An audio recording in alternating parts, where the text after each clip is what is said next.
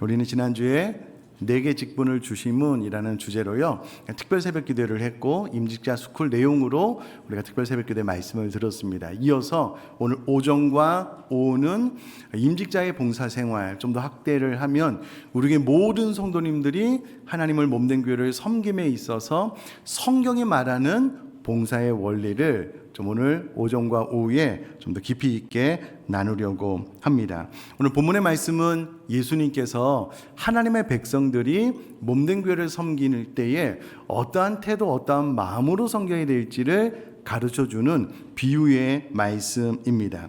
우선 기억할 것은 1절에 천국은 이라고 명확하게 나와 있으므로 이 비유는 천국에 관한 비유다. 하나님의 백성들이 거듭나고 난 이후에 몸된 교회를 하나님의 사람들을 섬김에 있어서 필요한 교훈을 주는 내용이다라고 명확하게 이야기를 하고 있습니다. 그러니 이 말씀을 어떤 경제 논리로 또 다른 관점으로 보실 필요가 없다라는 겁니다. 거듭난 하나님의 백성들이 몸된 교회를 어떠한 마음, 어떠한 태도로 섬겨야 될 것인가 라는 부분을 교훈해 주시기 위해서 예수님께서 이 비유를 베풀어 주셨다라고 생각을 하시면 될 것 같습니다. 그런데 처음 이 본문을 접하신 분들은요, 이 본문이 알 것 같기도 하고 모를 것 같기도 좀 애매한데 좀 해석이 필요합니다. 우선에 본문의 내용을 좀 간단하게 말씀을 드리면 어느 커다란 포도원을 가진 농장 주인이 있었습니다. 아마 일꾼이 필요했던 것 같아요. 그래서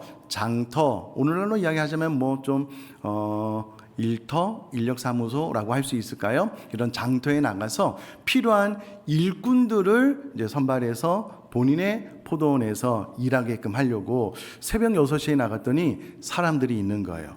계약을 하고 데리고 왔습니다. 우리나라 시간으로 9시에 나갔더니 또 사람들이 있는 거예요. 내가 그때 당시 하루 품삯이 한 데나리온인데요. 한 데나리온을 줄 테니 우리 농장에 가서 일합시다. 또 데리고 왔습니다. 12시에도 3시에도 심지어는 오후 5시에도 가서 일할 일꾼들을 데리고 와서 일을 시킵니다. 우선에 우리가 기억할 것은 당시의 경제 사정은요 아주 절박하고 좋지 않았습니다. 마치 우리나라 전쟁 이후의 상황처럼 너무나도 경제가 어려웠기 때문에 일터에 나가서 일을 해서 하루 품삯을 받아야지만 가족들이 겨우 먹고 살 수 있는 그런 절박한 상황이었습니다. 그래서 일터에 나가서 일자리를 구해보려고 한들 누구라도 자신을 뽑아주지 않으면 본인과 가족들이 하루를 굶어야 되는 아주 절박하고 경제적으로 어려운 상황이었다라는 것을 기억을 해주시면 좋겠습니다. 근데 여러분, 이 이야기가 좀 의아스러운 것은요, 이 포도원 농장의 주인이 6시에도 뽑고 9시에도 뽑고 12시에도 뽑고 3시에도 뽑고 심지어는 오후 5시에도 일꾼을 뽑았거든요. 경제 논리로 이 이야기를 들여다보자면 굳이 이 농장 주인이 오후 3시에 5시에 일꾼을 뽑을 필요가 있을까? 심지어 5시에 뽑은 일꾼은요 1시간 일을 시키고 하루 품삯을 다 주었습니다. 그러니 어떻게 보면 이 농장 주인의 입장에서는 이 농장에 필요한 일꾼들을 뽑는다라는 의미보다는 당시에 참 어렵고 힘든 시간을 보내고 있는 사람들을 본인 농장에서 일을 시킴으로써 하루 품삯을 주는 방법으로 좀 구제하고 있는 것은 아닌가라는 인상을 받게 하는 그런 이야기입니다. 어찌되었건 하루 종일 일을 하고 난 다음에 오후 5시에 뽑힌 사람에게 이제 6시에 마감 시간이 되어서 한 데나리온을 준 겁니다. 그랬더니 새벽 6시에 9시에 12시에 온 사람들이 야! 이건 뭐야? 오후 5시에 온 사람도 한 데나리온을 주네? 그러면 우리는 얼마나 더 줄까? 기대하는 마음으로 있었는데 오후 5시에 온 사람과 똑같이 한 데나리온을 주는 거예요. 그래서 농장 주인에게 따지는 겁니다. 아니 이게 뭡니까? 왜 5시에 와서 1시간 일한 사람에게 한 데나리온을 주면 우리는 더 많이 줘야 되는 것 아닙니까? 라고 했을 때에 농장 주인이 나와 어떤 약속을 했느냐? 6시가 되었든 9시가 되었든 하루 품삯, 내가 약속한 품삯을 주는데 왜 나에게 뭐라고 하느냐? 이제 이런 교훈의 내용입니다. 그러면서 먼저 된 자가 나중되고 나중된 자가 먼저 된다라고 하는 교훈의 내용이 오늘 우리가 읽은 본문의 스토리입니다. 일단 이 교훈을 통해서, 이 비유를 통해서 주시고자 하는 교훈의 핵심이 무엇이냐면요, 마태복음 20장 16절 말씀인데 제가 다시 한번 읽어보면요, 이와 같이 나중된 자로서 먼저 되고 먼저 된 자로서 나중되리라 라는 교훈이 핵심입니다. 그런데 이 말을 가만히 들어보면 똑같은 수준인 것 같지만은요, 그러나 나중된 자가 먼저 된다라는 것보다는 먼저 된 자가 나중된다라는 것이 보다 더 무게감을 가지고 있는 이 교훈의 핵심입니다. 그래서 예수님은 지금 이 비유를 통해서 먼저 된 자가 나중될 수 있다라는 것을 가르치고 있다라는 겁니다. 자, 그러면 왜 예수님은 이와 같은 비유를 베풀어 주셨을까? 그 배경이 있는데요, 이유가 있는데, 마태복음 20장 그 앞부분을 조금 읽어보면 마태복음 19장 27절에 보면은요, 베드로가 예수님께 이렇게 묻습니다. 이에 베드로가 대답하여 이르되 보소서, 우리가 모든 것을 버리고 주를 따라 싸운데 그런즉 우리가 무엇을 얻으리이까? 아마 베드로가 모든 것을 버리고 주님을 따르다가 보니 좀 본전 생각 아닌 본전 생각이 났던 것 같아요. 예수님, 나는 모든 것을 버리고 주님 따르는데 나에게 어떤 보상, 어떤 상급이 있습니까? 라고 예수님께 질문을 하게 됩니다. 이 질문에 예수님께서 베드로 안에 있는 어떤 그 보상 심리, 예수님을 순수한 동기로 따르지 못하는 잘못된 마음이 있다라는 것을 캐치하시고 그 부분을 교정해 주시기 위해서 예수님께서 오늘 이 비유를 베풀고 있다라는 겁니다. 그럼 베드로가 모든 것을 버리고 주님 따랐는데 어느 날 예수님께 묻는 거예요. 예수님, 나 모든 것을 버리고 주님 따랐는데 나에게 어떤 보상이 있습니까? 어떤 상급이 있겠습니까? 라고 예수님께 물은 거죠. 그러니까 예수님께서 베드로를 가만히 보니까는 이거 뭐지? 나를 따르는 마음이 순수한 마음이 아니고 어떤 보상 심리, 나에게 어떤 딜을 하는 것 같기도 하고 나에게 어떤 흥정을 하는 것 같기도 한 느낌을 받으신 거예요. 그래서 이 부분을 명확하게 교정시켜 주시기 위해서 오늘 본문을 베풀어 주고 있다라는 겁니다. 자, 그럼 이 이야기의 배경으로 넘어가서, 여러분, 이때 당시에는 경제 상황이 너무 어려운 시기였습니다. 그래서 일터에 나가도 대부분의 사람들이 일을 못하고요, 하루 품삯을 받지 못함으로 본인과 가족이 굶을 수밖에 없는, 그래서 일터에 나가서 일자리를 구하는 사람들 마음 가운데 어떤 그 절박한 마음이 있었던 시기였거든요. 그런데 그 시간이 6시간이었던 9시간이었던 12시간이었던 누군가 자기를 불러줘서 일을 시켜준다. 그래서 내가 하루 품삯을 받음으로 말미암아 나와 우리 가족들이 배굶지 않고 그래도 한 끼 혹은 하루 식사를 먹을 수 있다는 것은 큰 감격, 감동이 있는, 어떻게 보면 은혜를 받은 상황이었다라는 겁니다. 그러므로 여러분, 원래 이 비유에 나오는 6시, 9시, 12시에 뽑힌 사람들은요, 그 마음속에 처음에는 와, 이 농장 주인 정말 감사하다. 내가 저 농장 주인에게 발견되지 않고 농장 주인이 나를 뽑아주지 않았다면 오늘도 영락없이 나와 우리 가족들이 굶었을 텐데 나를 뽑아주어서 고맙다라는 생각으로 일을 시작을 했을 겁니다. 근데 나중에 5시에 뽑힌 사람에게 한 데나리온을 주는 것을 보면서 그 고맙고 감사한 마음이 바뀐 거예요. 나는 더 받을 수 있겠네. 근데 더 받지 못한 거예요. 그러니까 처음에 그 뽑혔을 때는 감사한 마음, 감격, 고마운 마음이 있었을 텐데요, 그 5시에 뽑힌 사람이 한 데나리온 받고 본인이 똑같이 받는 이 사건을 통해서 실망하고 좌절하게 된 겁니다. 그러니까 그 마음속에 처음에는 보상 심리가 없었잖아요. 그냥 그 농장 주인과 내가 하루 동안 열심히 일해서 그때 당시에 열심히 일한 사람이 받는 한 데나리온을 주겠다고 하니 정상적인 계약에 의해서 일을 했고 일이 끝마쳤을 때 한 데나리온을 받았으니 감사합니다. 이렇게 끝날 일인데 5시에 온 사람이 한 데나리온을 받고 본인도 똑같이 한 데나리온을 받으니 그 마음속에 뭔가 보상 심리가 일어나고 그 보상 심리가 채워지지 않음으로 인하여 주인께 돌아갈 감사 고마움이 불평 원망으로 바뀌게 되었다라는 내용입니다. 그럼 주님께서 베드로에게 예수님, 나 모든 거 다 버리고 주님 따랐는데 나에게 어떤 보상이 있습니까? 라고 했을 때 예수님께서 엄청난 말씀을 이미 해주셨습니다. 자, 마태복음 19장 28절로 30절 말씀 한번 읽어볼게요. 예수께서 이르시되 내가 진실로 너희에게 이르노니 세상이 새롭게 되어 인자가 자기의 영광의 보좌에 앉을 때에 나를 따르는 너희도 12 보좌에 앉아 이스라엘 12지파를 심판하리라. 엄청난 보상이지요. 또요, 또 내 이름을 위하여 집이나 형제나 자매나 부모나 자식이나 전토를 벌인 자마다 여러 배를 주겠다. 엄청난 보상이죠. 뿐만 아니라 또 영생을 상속하리라. 영원한 생명까지 주겠다. 엄청난 보상이지요. 그러나 30절에 보니까는요, 먼저 된 자로서 나중되고 나중된 자로서 먼저 될 자가 많다.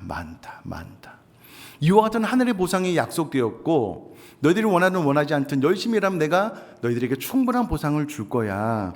그런데 첫 마음을 잃어버린 자는 먼저 된 자로서 나중되는 자가 많다 적다요?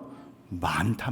많을 것이다라고 예수님께서 교훈해주고 있다라는 겁니다. 다시 생각을 해보면 그럼 먼저 된 자는 이 비유에 의하면 6시, 9시에 주인에게 뽑힌 자입니다. 처음 뽑혔을 때만 해도 야, 우리 가족 오늘 굶지 않겠구나, 뭔가 먹을 것이 있겠구나, 내가 열심히 일해야 되겠구나, 나를 뽑아준 주인에게 감사한 마음이 있었을 거라고요. 근데 5시에 온 사람이 한 데나리온을 받고 자기도 똑같이 받으니 그 마음속에 보상 심리가 발동하는 순간 주인과 정확한 계약에 의해서 한 데나리온을 받았음에도 불구하고 주인에게 감사, 감동, 은혜를 받은 마음이 이제는 원망, 불평으로 바뀌게 되었다라는 겁니다. 내가 얼마나 많은 일을 했는데, 아니 5시에 온 사람은 1시간 일하고 나는 6시부터 지금 도대체 얼마나 일을 많이 했어, 더 많이 줘야 되는 것 아니야 라는 보상 심리가 발동하자 감사한 마음이 다 사라지게 되었다라는 겁니다. 근데 여러분, 몸된 교회에서 섬기는 사람들 안에 이와 같은 마음을 가지고 첫 마음은 감사로 시작을 했는데 그 끝마음이 감사가 아닌, 은혜가 아닌 다른 마음으로 변질된 사람들이 많다 적다요? 많다고 예수님께서 이야기를 해주고 있다라는 겁니다. 여러분, 누가복음 17장 10절은 명확하게 이렇게 이야기를 합니다. 이와 같이 너희도 명령받은 것을 다 행한 후에 이르기를 우리는 무익한 종이라 우리가 하여야 할 일을 한 것뿐이라 할지니라. 예수님의 말씀입니다. 잘 생각을 해봐라.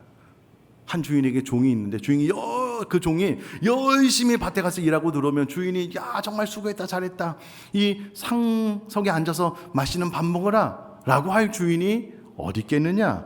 오히려 이와 같이 너희도 명령받은 것을 다 행한 후에 우리는 무익한 종이라 우리가 하여야 할 일을 한 것뿐이라 할지니라, 이렇게 대답을 하는 것이 맞다. 그러면 예수님께서는요, 우리가 수고하고 봉사한 것에 대해서 우리가 생각하고 기대한 것 이상의 보상과 축복을 주시는 분이신 줄 믿습니다. 우리에게 영생을 주셨잖아요. 이 땅에서 수고한 것 배, 혹은 그럼 지극히 작은 자에게 냉수 한 그릇 대접한 것도 하늘에서 상을 잃지 않겠다라고 주님께서 약속하신 거거든요. 그러니까 아무도 모르게 수고하고 봉사한 것에 대해서 하늘에서 하늘의 상으로 하나님께서 갚아주시겠다고 엄청난 보상을 우리에게 약속해 주셨고, 우리에게 이 보상을 주시는 분이 바로 주님이라는 거예요. 그러므로 여러분, 우리 마음속에 그럼에도 불구하고 어떤 보상 심리에 사로잡혀서 내가 열심히 봉사했으니 하나님 내 삶 가운데 이렇게 많은 것을 채워주셔야만 되는 것 아닙니까? 라는 생각을 가지는 순간 처음에 뽑혔을 때 가졌던 감사가, 감동이, 은혜 받은 마음이 다 사라지게 된다는 거예요. 그래서 암만 교회를 열심히 봉사를 해도 그 마음속에 은혜로 봉사를 한 것이 아니라 보상 심리가 발동을 하게 되면은요, 내가 당연한데 뭐 더 받을 수 있는데 왜 이러지? 이런 마음이 생기게 되면서 먼저 된 자가 나중되게 되는 거예요. 그 마음속에 모든 감동과 은혜를 다 잃어버리게 된다. 이것을 조심해야 된다라고 예수님께서 이야기를 해주고 있다라는 겁니다. 사랑하는 성도님들, 우리가 주님 만난 첫사랑, 첫 은혜, 첫 감동들이 우리 마음속에 다 있으시잖아요.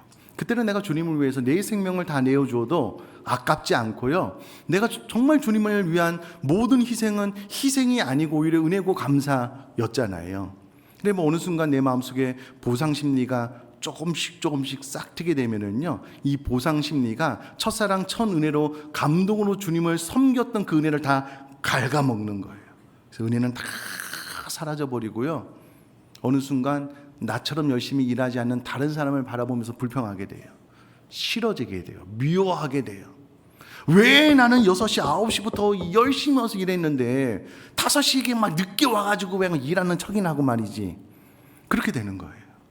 그러면 몸된 교회 섬길 때에 처음에는 감사와 감동으로 시작을 했다가 이제는 다 다른 사람을 바라보면서 원망하고 불평하고 이런 마음으로 바뀌게 되는데, 주님의 교훈은 그런 사람들이 많다라는 거예요.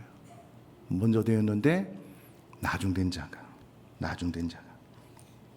뿐만 아니라, 여러분, 왜 이렇게 먼저 온 사람들 가운데 불평 원망이 생기게 되었는가라고 했을 때에는요, 비교의식 때문에 그렇습니다. 여러분, 이 본문을 가만히 들여다보면은요, 좀 생각을 해보셔요. 6시에 부름을 받은 사람이 열심히 일하고 난 다음에 그 주인과 약속한 한 데나리온을 받았어요. 그러면 감사합니다, 다음에도 불러주십시오, 꼭 불러주십시오 라는 마음으로 포도원을 떠났을 거예요. 그렇지 않을까요? 그런데 생각지도 않게 이 포도원에 5시에 부름을 받아서 온 사람이 있는 거예요. 1시간밖에 일을 안 했거든요. 근데 나와 똑같은 보상을 받네요. 비교의식이 딱 생기는 순간 마음이 불편해지는 거예요. 아니, 내가 더 많이 일을 했는데 왜 똑같이 받지? 이렇게 비교하는 마음이 생기면서 하나님을 향한 감사, 은혜, 감격을 다 잃어버리게 되었다라는 겁니다. 여러분, 우리 교회는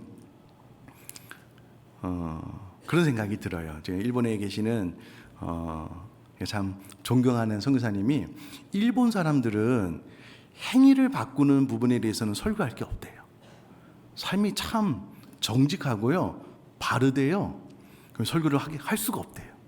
사실 이 부분도 우리 교회 성도님들은 다 잘하고 있기 때문에 제가 좀 설교하기가 좀 어려워요. 그래도 좀 쥐어짜서 이야기를 하자면, 이런 봉사를 하다 보면은요, 눈에 띄는 봉사가 있고 눈에 안 띄는 봉사가 있습니다. 예를 들면 찬양대, 찬양팀, 마케팅 같은 경우는요, 성도님들이 보는 앞에서 봉사를 하기 때문에 눈에 띄어요. 그래서 참 수고합니다, 고맙습니다, 화이팅 이렇게 하거든요.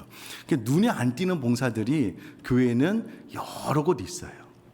대부분 여러분들이 청소도 그렇고요, 재정부 예배가 끝나면 저 방 안에 갇혀가지고요, 계속 개수하고 막 컴퓨터 두드리고 그러면 하루가 다 지나요. 52주를 그렇게 섬기는 분들이 있습니다. 이번 주에 참 감사한 것은요, 우리 교회 관리팀 집사님들이 교회 나가서 오른쪽 화단이 비가 오면 안으로 물이 새는 부분 때문에요, 그 화단 거의 반을 막 다 뒤집어내서 이쪽에 이제 방수 작업하고 다 덮었거든요. 누가 봉사했는지 아셔요? 잘 모르시죠? 이런 봉사가 있어요. 주차도 그렇고요. 그럼 여러분, 우리 교회는 그런 분들이 한 분도 없어서 제가 설교하기 어렵다라고 말씀을 드렸는데요, 드러나는 분들은 막 박수 받고 격려 받아요. 가끔가다 이제 저도 찬양 너무 은혜스럽다고 막 칭찬하고. 근데 여러분, 제가 이 강단에서 재정부 너무 수고한다고 막 박수 이런 적이 없잖아요. 그럼 여러분, 어느 순간 비교하는 마음이 딱 생기면은요, 불편해지는 거예요. 뭐야, 똑같이 수고하는데 누구는 앞에서 막 박수 받고 나는 내 수고 아무도 몰아주고 내가 계속 해야 되나? 이런 생각이 들면은요, 감사한 마음이, 고마운 마음이 하나님의 은혜를 다 까먹고 잃어버리게 되는 거예요. 우리 교회는 그런 분들이 안 계셔요. 뒤에서 혼자 아무도 모르게 수고해도요, 알리고 싶지 않은 마음으로 봉사하시는 분들이 많으셔요. 그러나 여러분, 본문에 나오는 예수님의 교훈 가운데 두 번째는 비교의식이 생기니까는 이 감사 마음을 다 잃어버리게 되었다라는 겁니다. 그러니 여러분, 정말 지극히 작은 자에게 냉수 한 그릇 대접한 것 아무도 모르는 봉사도 하나님은 다 보시고 주님 만나는 그날 보상해 주실 줄 믿습니다. 주님께서 해주셔요. 그러니까 이제 다른 사람이 목사님 나를 좀 바라봐 주세요, 칭찬 좀 해주십시오, 이렇게 안 하셔도요, 주님이 다 보고 계셔요. 그 마음으로 몸된 교회를 섬기면 본인도 행복하고 보는 사람도 행복하다라는 겁니다. 마지막으로 여러분, 먼저 품꾼들이 자기 자신들에 대한 과부를 가지고 있었는데요, 이게 자만심의 병을 가지고 있었다라는 건데, 10절 말씀 보면은요, 먼저 온 자들이 와서 더 받을 줄 알았더니 라는 말을 통해서요, 더 받을 자격이 있다라고 생각을 한 거예요. 아니, 그때 당시에 노동자의 하루 품삯은 한 데나리온입니다. 정확한 약속은 그대로 주인이 줬는데요, 웬일인지 자기는 아침부터 더 일찍 와서 일을 했으니 더 많이 받을 자격이 있다라고 생각하는 공로자 의식이 있었다라는 겁니다. 여러분, 성경이 말하는 정확한 우리 봉사자들의 생각은요, 공로자 의식이 아니라 빚진 자 의식입니다. 나 같은 죄인을 하나님과 원수되었을 때에 하나님께서 먼저 나를 찾아오셔서 성령으로 나를 설득하여 구원해 주시는데, 하나님의 백성 삼는 방법으로 구원해 주시니 이게 얼마나 감사한가. 난 평생 살면서 갚아도 다 갚을 수 없는 하나님 앞에 너무나도 많은 빚을 진 사람이다 라는 마음으로 하나님을 섬기는 사람을 빚진 자 의식을 가진 봉사자라고 이야기를 할 수 있습니다. 그럼 생각해 보면 하나님 앞에 우리가 무슨 공로를 내세울 게 있겠습니까? 억만 가지 죄악이 우리 안에 있잖아요. 평생 살면서 갚아도 다 갚을 수 없는 죄를 하나님께서 용서해 주시고요, 영생의 선물을 하나님께서 우리에게 주셨잖아요. 그러니 내가 죽을 때까지 몸된 교회를 섬기는 일이 내가 내 목숨을 던진들 하나님 앞에 나의 공로를 내세울 만한 것이 아니다라는 겁니다. 여러분, 이와 같은 공로자 의식이 있으면은요, 이 의식 자체가 내 마음의 감사, 감격, 은혜를 갉아먹는다니까는요. 그럼 사도 바울을 생각을 해보면, 그가 다메섹 도상에서 예수 믿는 사람을 잡아 핍박하기 위해서 가다가 빛 가운데 주님을 만났어요. 주님께서 그를 이방인의 사도로 부르셨어요. 기쁜 마음으로 순종해서 열심히 이방인의 사도로 순종하는 내내 얻어 터졌습니다. 두드려 맞고 죽을 위기에 처해지게 되고 감옥에 가게 되고 풍랑의 위기에 나 이제 꼼짝없이 죽었다는 것이 적어도 2번 이상 되고 막 40에 하나 감한매를 막 2번 이상 맞고 막 맨날 얻어 터지는 거예요. 그것도 자비랑 선교를 했잖아요. 이런 일들 하면서 몸은 피곤해 죽겠는데 또 몸된 교회를 섬기고, 또 그가 세웠던 교회에서 또 인정을 받냐, 그게 아니고 사도 바울의 사도권에 대해서 의심 도전을 받았거든요. 그러니까 하나님, 이게 뭡니까? 나 몸된 교회에서 내 생명 맞춰 봉사하는데 하나님, 나 이게 이룰 수 있습니까? 라는 마음을요, 사도 바울이 단 한 번도 갖지 않았습니다. 계속해서 나는 복음에 비친 자다, 죄인 중에 괴수다, 하나님께서 이런 죄인을 써주시는 것이 나는 너무너무 감사하다 라는 마음으로 평생을 살다가 순교했습니다. 그의 평생에 단 한 번도 하나님, 내가 할 만큼 했으니까, 이만큼 했으니까 내 노후를 하나님께서 좀 안정적으로 보장해 주셔야 되는 것 아닙니까? 라고 불평하거나 원망하지 않았습니다. 마지막 호흡이 멈추는 그 순간까지 그는 부르심 앞에 자신의 생명을 내어놓고 하나님 나라를 위해서 봉사하고 섬겼거든요. 그러면서 본인은 계속 나는 죄인 중에 괴수입니다, 이 빚진 자 마음으로 몸된 교회를 섬기고 하나님 나라를 확장시키고 선교를 하니, 그 당사자가 하나님 앞에 받은 은혜와 행복을 빼앗기지 않는 거예요. 빼앗길 수도 없죠. 늘 그 마음속에 빚진 자 의식이 있으니까 그렇다라는 겁니다. 여러분, 신앙생활이란 철저히 은혜의 원리, 사랑의 원리로 이루어져야 되는 줄 믿습니다. 여러분, 이 은혜의 원리, 사랑의 원리, 빚진 자 의식이 딱 사라지는 순간이요, 내가 열심히 봉사하잖아요. 막 땀을 막 비 오듯 하게 막 흘리면서 일하잖아요. 그러면 반드시 이 의식이 없으면은요, 옆에랑 뒤를 돌아보게 돼 있어요. 누가 내 뒤를 따르나, 누가 내 옆에서 나와 동급으로 일하나, 늘 그거를 바라봐요. 늘 그걸 비교해요.